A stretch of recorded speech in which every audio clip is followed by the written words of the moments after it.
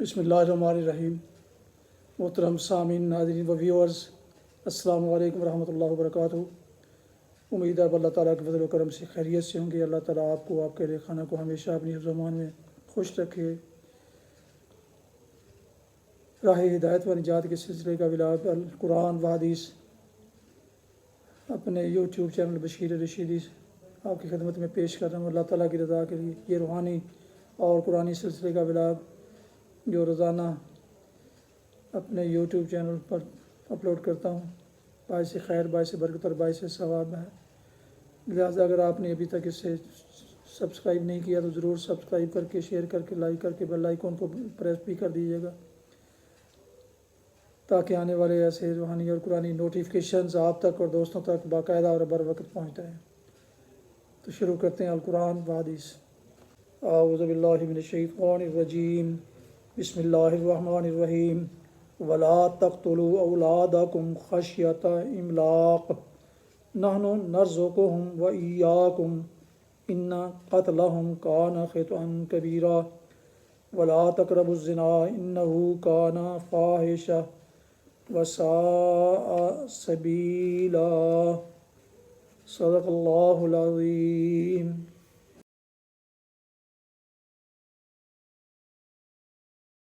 سورہ بنی اسرائیل آیات مبارکہ 31 اور 32 کی تلاوت کی گئی۔ اس کا اردو ترجمہ پیش خدمت ہے۔ وَلَا تَقْتُلُوا أَوْلَادَكُمْ خَشْيَةَ إِمْلَاقٍ۔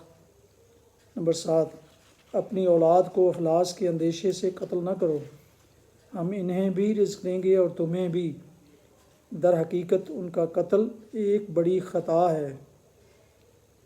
نمبر 8، زنا کے قریب نہ پھٹکو، وہ بہت برا فعل ہے اور بڑا ہی برا راستہ۔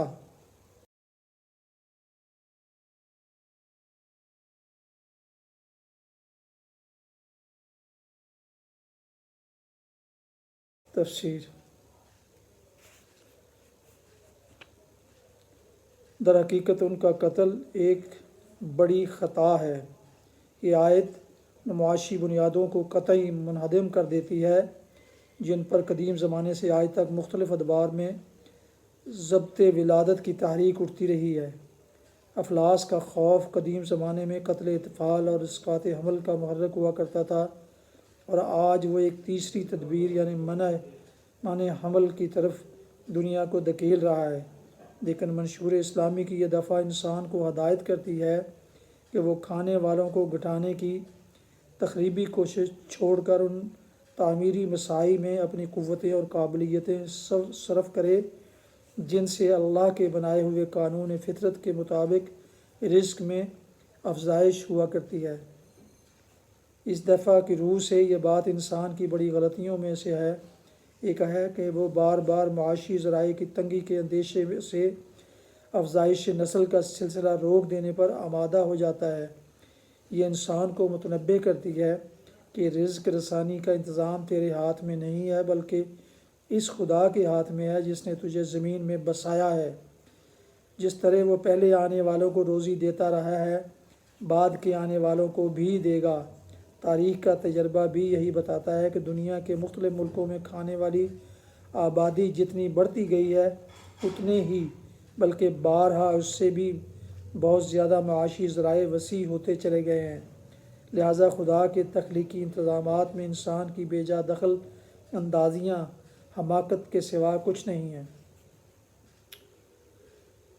زنا کے قریب نہ پھٹکو، وہ بہت برا فعل ہے، وہ بڑا ہی برا راستہ۔ زنا کے قریب نہ پھٹکو، اس حکم کے مطابق افراد بھی ہیں، اس حکم کے مخاطب افراد بھی ہیں اور معاشرہ بحیثیت مجموعی بھی۔ افراد کے لیے اس حکم کے معنی یہ ہیں کہ وہ محض فعل زنا ہی سے بچنے پر اکتفا نہ کریں، بلکہ زنا کے مقدمات اور اس کے ان ابتدائی محرکات سے بھی دور رہیں جو اس راستے کی طرف لے جاتے ہیں۔ رہا معاشرہ، تو اس حکم کی روح سے اس کا فرض یہ ہے کہ وہ اجتماعی زندگی میں زنا اور محرکات زنا اور اسباب زنا کا سد باب کرے، اور اس غرض کے لیے قانون سے، تعلیم و تربیت سے، اجتماعی ماحول کی اصلاح سے، معاشرتی زندگی کی مناسب تشکیل سے اور دوسری تمام مؤثر تدابیر سے کام لے۔ یہ دفعہ آخرکار اسلامی نظام زندگی کے ایک وسیع باب کی بنیاد بنی۔ اس کے منشا کے مطابق زنا اور تہمت زنا کو فوجداری جرم قرار دیا گیا ہے، پردے کے احکام جاری کیے گئے، فواحش کی اشاعت کو سختی کے ساتھ روک دیا گیا، شراب اور موسیقی اور رقص اور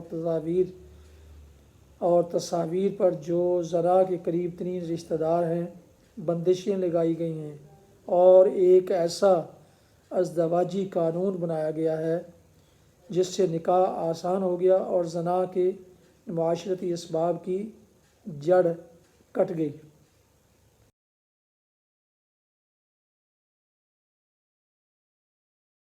حدیث مبارکہ حضرت انس رضی اللہ عنہ سے روایت ہے، انہوں نے اپنے دور کے لوگوں سے فرمایا، تم بہت سے ایسے کام کرتے ہو جو تمہاری آنکھوں میں بال سے زیادہ باریک ہوتے ہیں، یعنی حقیر اور معمولی ہوتے ہیں، لیکن ہم انہیں رسول اللہ صلی اللہ علیہ وسلم کے زمانے میں سخت تباہ کن چیزوں میں شمار کرتے تھے۔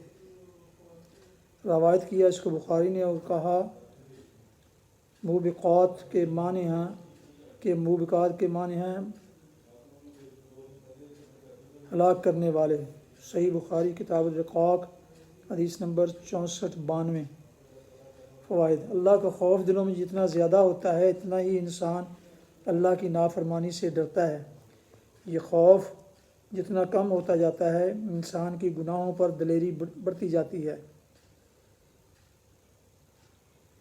صحابہ کرام رضی اللہ عنہم کے دلوں میں اللہ کا شدید خوف تھا، اس لیے وہ معمولی سے معمولی گناہ کرتے ہوئے بھی ڈر محسوس کرتے تھے۔ عہد رسالت کے بعد کے ساتھ ساتھ یہ خوف بتدریج کم ہوتا گیا، حتیٰ کہ سخت تباہ کن گناہ بھی لوگوں کی نظروں میں حقیر معلوم ہونے لگے۔ اس لیے ضروری ہے کہ اللہ کی عظمت و جلالت کا تصور کرتے ہوئے اس کا خوف دلوں میں پیدا کیا جائے۔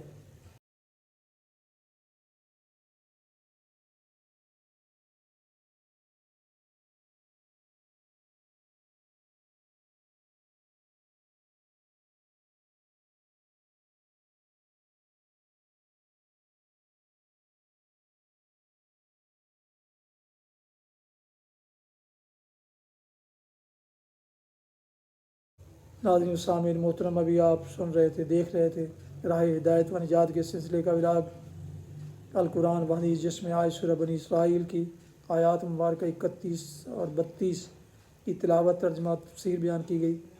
اس کے علاوہ ایک حدیث مبارکہ بھی پیش کی گئی۔ یہ ولاگ روزانہ کی بنیاد پر اپنے یوٹیوب چینل بشیر رشیدی پر اپلوڈ کرتا ہوں، اور یہ روحانی قرآنی ہونے کے علاوہ سراسر باعث خیر، باعث برکت اور باعث ثواب بھی ہے۔ لہٰذا ایک دفعہ پھر گزارش ہے کہ اگر آپ نے یا جس نے بھی اس چینل کو سبسکرائب نہیں کیا تو ضرور سبسکرائب کر لیجیے گا، بیل آئیکن کو پریس کر دیجیے گا تاکہ آنے والے روحانی یا قرآنی نوٹیفیکیشنز ان تک باقاعدہ اور بر وقت پہنچتے رہیں۔ اللہ تعالیٰ آپ کو حامی و ناصر ہو، اللہ تعالیٰ آپ کو، آپ کے خانہ کو ہمیشہ اپنی حفظ و امان میں رکھے، آمین۔ اپنا بہت خیال رکھیے گا، اپنی دعاؤں میں پیارے وطن، والدین، آباء و اجداد، اعزاء و اقارب، دوستوں کے علاوہ اس ناچیز کو بھی شامل فرمائیں تو انتہائی شکر گزار ہوں گا۔ آج کا ولاگ اس دعا کے ساتھ ختم کرتے ہیں کہ آپ اور آپ کے اہل خانہ جہاں بھی رہیں خوش رہیں، آباد رہیں، شاد باد رہیں، آمین۔ السلام علیکم ورحمۃ اللہ وبرکاتہ۔ پاکستان زندہ باد۔ اللہ حافظ۔